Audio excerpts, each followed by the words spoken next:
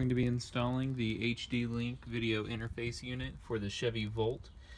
I ordered this on eBay. It came from Hong Kong, arrived via DHL in about 2 days, and then this was one of the recommended cameras for its resolution and its wide viewing angle that I'll be using with this kit, installing it in the factory location for reverse cameras.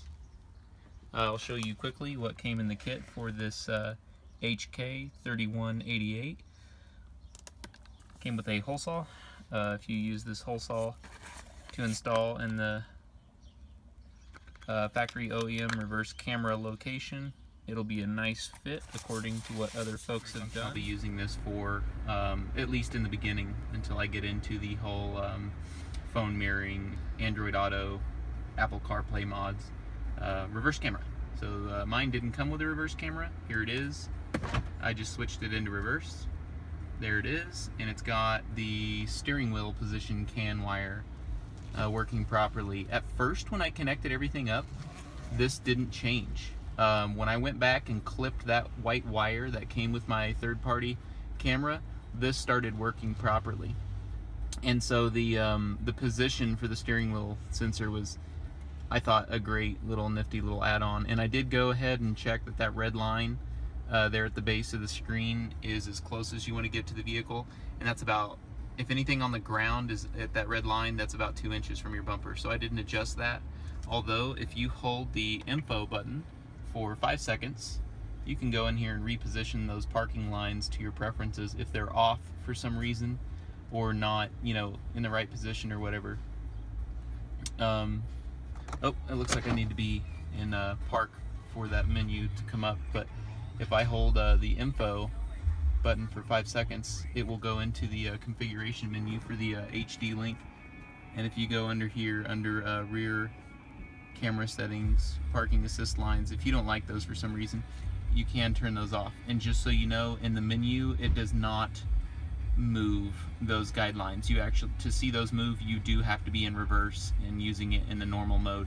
But these positions right here will adjust, these lines is what that moves, up, down, left, right, and there's the adjustment for that. If you're using third-party navigation, you've got options for that here. I'm using OEM navigation, so I have that disabled in the dip switches. And then there's a few settings for your AV input if you're going to be using those. I have all that disabled because I have no secondary inputs. Right now this is serving only as a rear camera, reverse camera, without having to send off my head unit to be reprogrammed. This is the HD-Link was one of the few options, a little bit more expensive than that option. But with the extra capabilities like being able to route HDMI to this screen, and to be able to pass the touch controls on from this screen to other connected devices, and you know, the fact that all of your OEM stuff still works, as well as, you know, using the stock factory, you know, using the factory touch buttons here, you know, per the user manual thing, you can actually control the HD-Link using your existing you know, infotainment controls. So that was the primary advantages why I went that route versus having this thing reprogrammed, because in addition to getting the reverse camera, and there's not really a delay either, it switches over to it pretty much right away. That's pretty fast. And you know, those guidelines right there, using the software, the steering wheel position on the CAN bus was, I thought, a great little addition. And the camera doesn't show up terribly well, but it actually looks pretty good. It's good color, good contrast, fairly high resolution. From what I've read, it is better resolution than even the OEM camera. Of course, there are limitations when you're routing video signals through CVBS RCA. You know, I think the maximum supported resolution is probably going to be 640 by 480. If it does go higher than that, I think you'll start have some loss in fidelity somewhere. But that's pretty good for a reverse camera at this screen size. I think we're doing all right, and it's here it is working.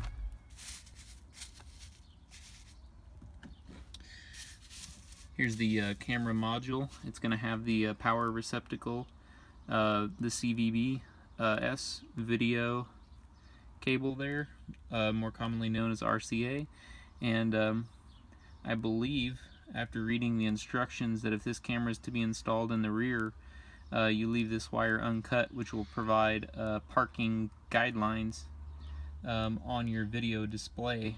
But if, like me, you're going to be using the HD-Link video interface unit, it's got some pretty fancy features for the rear view parking guide graphics that are even tied into steering wheel position, which kind of take on that curve as you're backing up your projected vehicle path.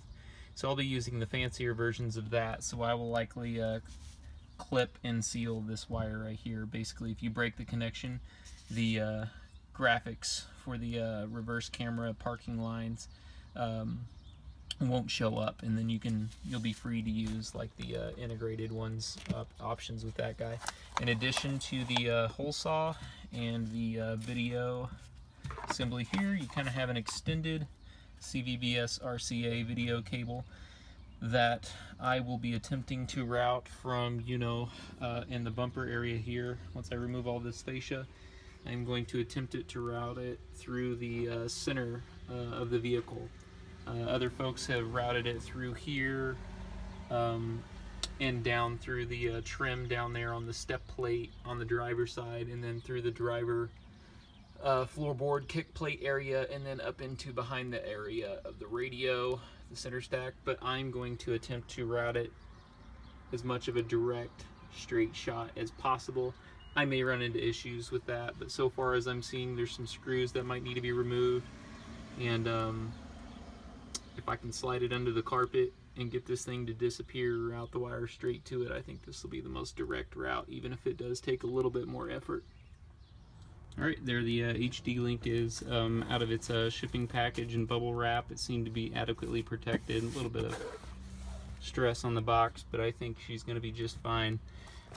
And this came with a variety of things, as you'll see, depending on where you purchase this thing, whether directly from the website, Amazon, or eBay. It may or may not show everything that comes inside of this box. That's why I'm showing it to you here. And as we get further along in the install process, you'll see in my particular application, that is the Chevy Volt, what all these connectors will be applied to. Now, I know they were designed to integrate with the OEM connector on the rear of the video so that it could tap in onto some of these I/O lines for various control functions, obviously for integration with video on the OEM screen. And then of course it uses the touch buttons that are built into the center stack to control this device here, so there's no additional install of buttons anywhere in your dash or the front of your vehicle.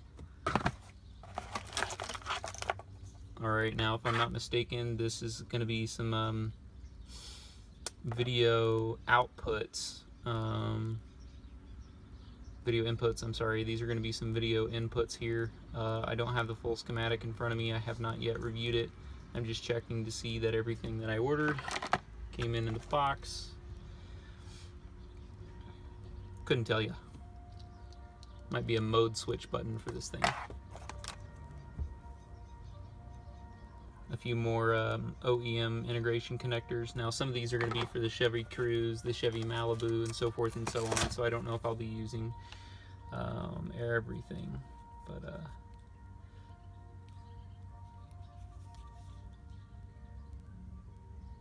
a GVIF extension board,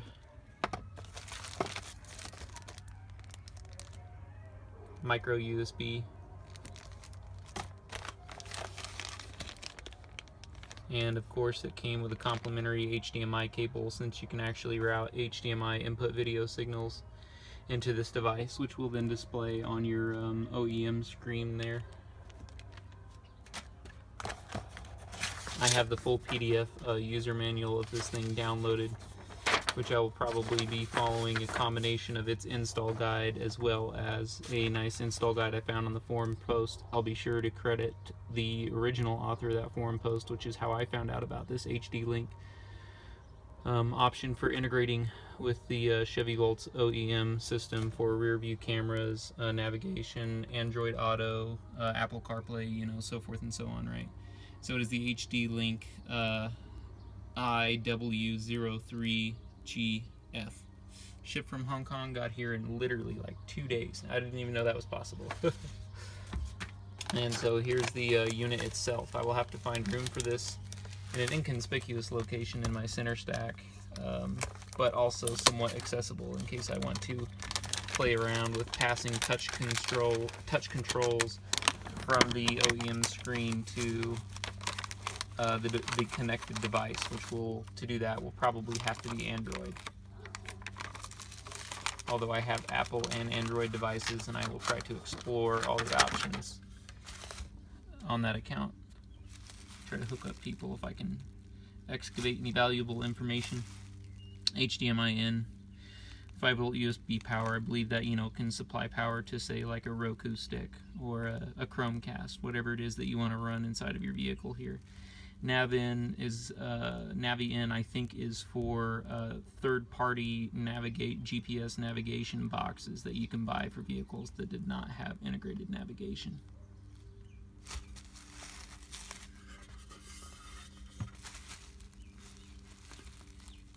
Power can. Alright, so then there's some modes, some touch input like we were talking about there, so that obviously so that your touch controls can work with the user interface built into this guy here, and then a dip switch, which the installation and configuration user manual goes over all the settings for.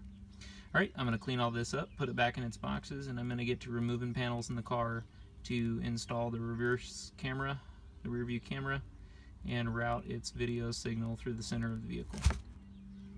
So I'm just kind of exploring the what needs to be removed, what needs to be accessed, flying by the seat of my pants here. I knew that these clips need to come off because I think that gives me access to getting, you know, these panels off one way or another here. I'm going to be lifting up the back cargo area here because there's some bolts there, in the 4 corners that need to be removed in order to lift up this plastic here, because I would not want to just route the wire right on top of here. It would be susceptible to chafing and rubbing, you know, if it's trapped in between this flip panel and the plastic surface here. So I'm going to try to remove that plastic. And I cannot tell exactly what holds on this right here, but you can kind of hear that there's something kind of clicked in there. This was just Velcro held onto the back of the seats there. The 4 bolts were 10mm, and it's not going to take much to remove them. There's not a whole lot of torque holding this thing down. I did use a deep dish socket because the lugs, the bolts that these nuts are on, are actually a lot taller, so deep dish. 10 mil. Remove all 4 of them. So this just lifts right out. So what I'm doing is, without losing any of my hardware there, I'm just kind of tipping this guy up to the side to show you that that whole plastic panel there just kind of tips out. That black and green wire are going to my inverter, which provide AC power to whatever components. And then the front section of this thing, that click you heard was this guy decoupling or deconnecting from the front of there, so that gets that out of the way and kind of gets me right up to that center console there, and it looks like routing underneath that might be a nice and simple. Alright, I removed this panel here for my 2013 Volt. It was just a bunch of clips. There was no screws or bolts to remove. You first basically had to lift back this rubber seal here and lift straight up on there to get all those clips to release, and then from there there's a couple of clips out in the middle that you had to push the panel out to get pop.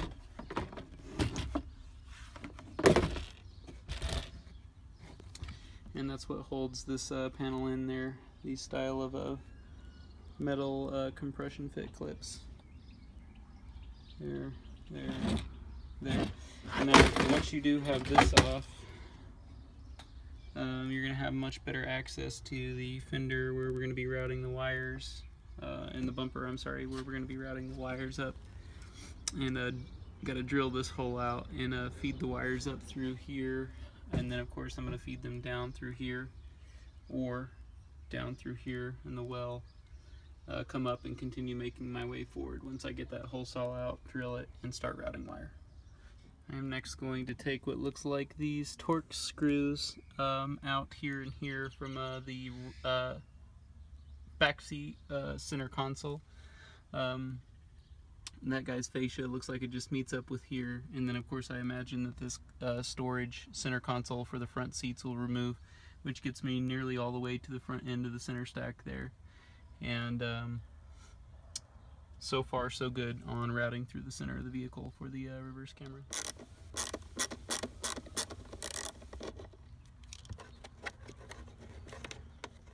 After those Torx screws are removed, the center console will just lift up. I've actually lifted it and rotated it 90 degrees. I didn't take it out of the vehicle or set it aside because it does have a wire that comes off of the main trunk line there that's coming up to power the receptacle here, and it can be disconnected, but it's not necessary. All I've got to do is just set this guy 90 degrees, and I've got plenty of clearance here to route my wires, and then I can put the whole thing back down and bolt it. I've moved on to looking at removing the center console here, just exploring, seeing what's holding it down, and so far it looks like we've got some bolts here that anchor this center console on. These bolts bolt to two tabs that are coming off of the floor's metal subfloor. They're just two tabs coming up that this guy is bolting into right there. So those two will need to be removed, and it may just rock out and disconnect. I'm just kind of working my way forward, trying to get up to the center stack. This I've already lifted off. You can actually just kind of get your fingers underneath it, and it lifts from the back end and disconnects from there. The only thing, just be careful of that wire. This is for the indicator lights for the where the drive selector is, right? So it's either just leave it connected and set her aside, but if you're going to set on it like me or try to break it or something, it might be safer just to disconnect it, set the whole thing aside, and then it looks like from there you've got bolt, right? And then that plastic panel up here should come off. More on that later. Still working right here so that I can get to that point, trying to see how this whole center console here comes off. Alright, the two bolts for the rear of the center storage console have been removed. So just kind of following my way up, and it looks like there's more to remove here. It's a 7mm, and it looks like the same 7mm fits for the clips for the upper fascia as well as the center console. So I'm going to go ahead and remove all four of those now. Again, that was a 7mm.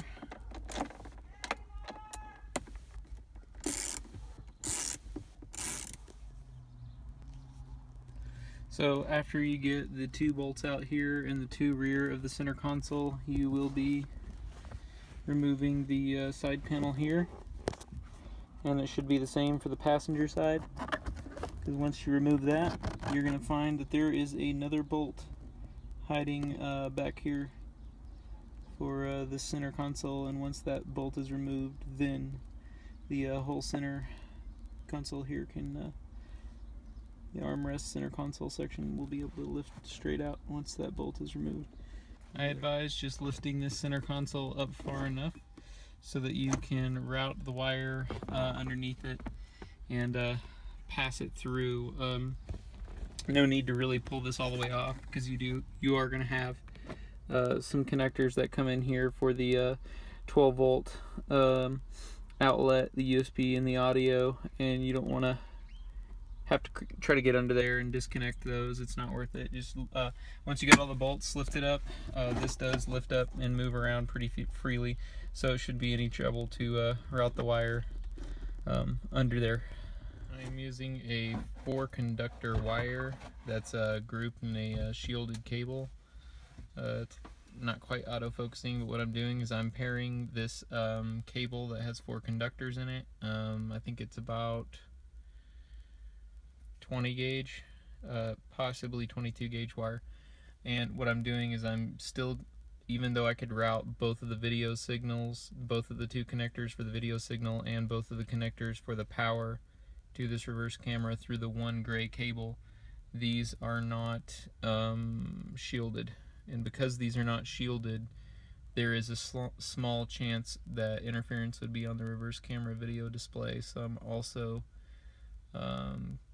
coupling it with the yellow CVBS RCA video cable, and just going to run this as a length of wire through to the back. Okay, and the cable has been routed through the center stack. Comes out through here, underneath this duct, and drops down in there for a ways.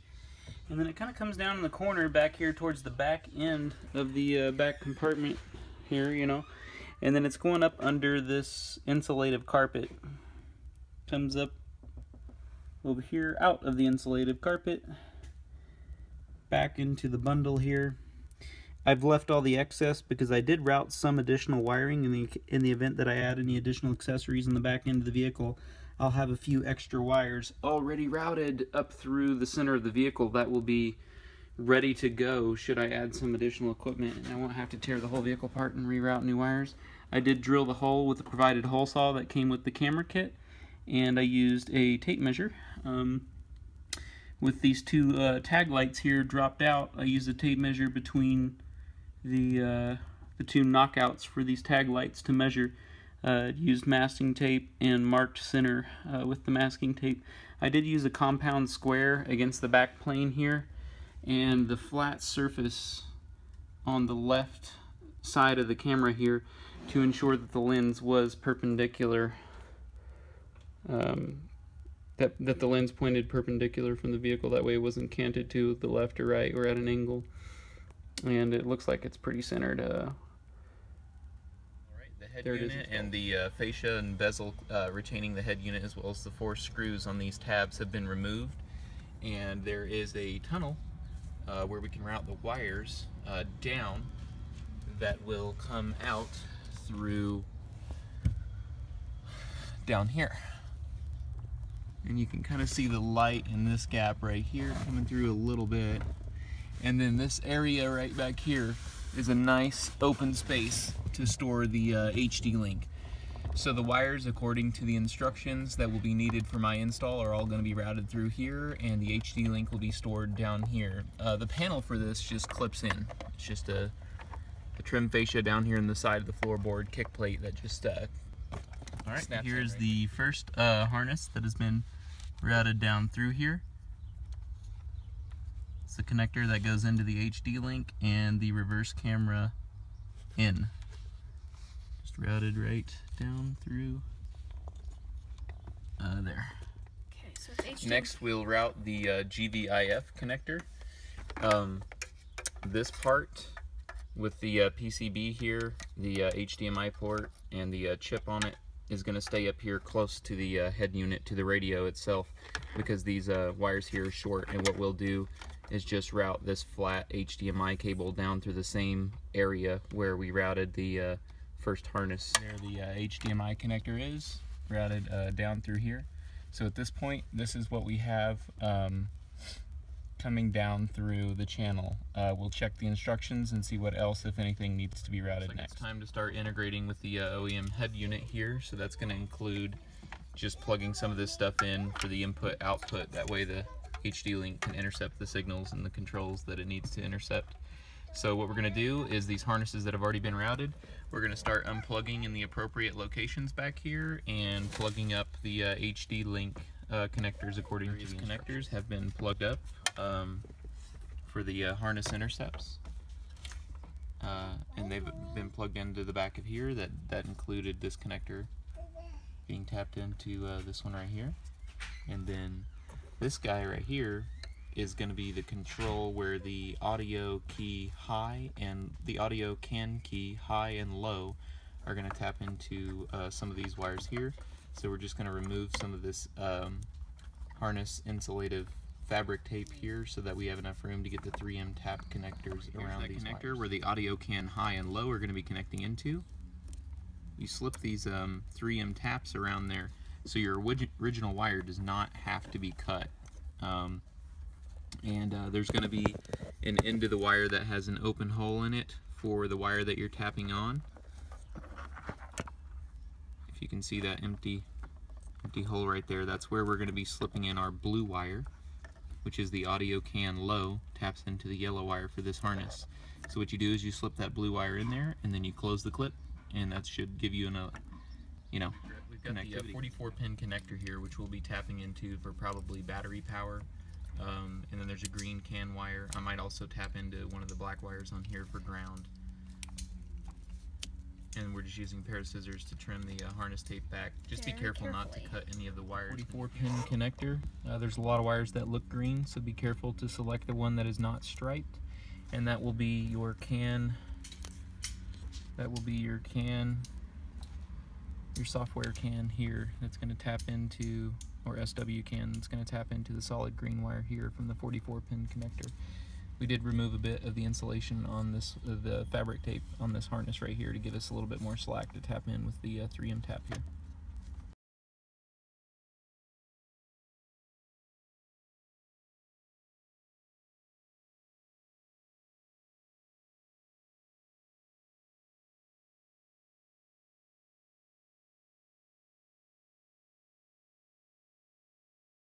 Alright, so here we are with this control connector which connects to the bezel. We've tapped in the audio CAN high and low for the HD link onto the yellow and light blue wire respectively. You want to bite really securely right in the center of these. Even after this clip latches, you still want to get a second bite with your pliers and squeeze down tightly right there to make sure that the metal guillotine inside gets a firm bite for electrical connectivity. At this point, you can reconnect all of your rear connectors and throw your bezel back in. Follow the instructions to set the dip switches in on this HD link guy here. One thing I'm unsure about at this point is we've got a couple of different options here for the rear view camera as far as which one to plug it into. Now this is what I routed from the back of the vehicle myself from the third-party camera, and it had a male RCA connector on it, and the only female RCA connector was this guy here that said rear cam, which plugged in right here. Of course, I wasn't quite sure what to do with the male version of this rear cam guy here, so I may have this configuration wrong, but since it's a video signal only, it's not going to be carrying any high voltages or anything like that, so we're going to be fine just experimenting with the different ways of plugging this up and see what happens when I throw the vehicle in reverse and see if we get a video signal or not.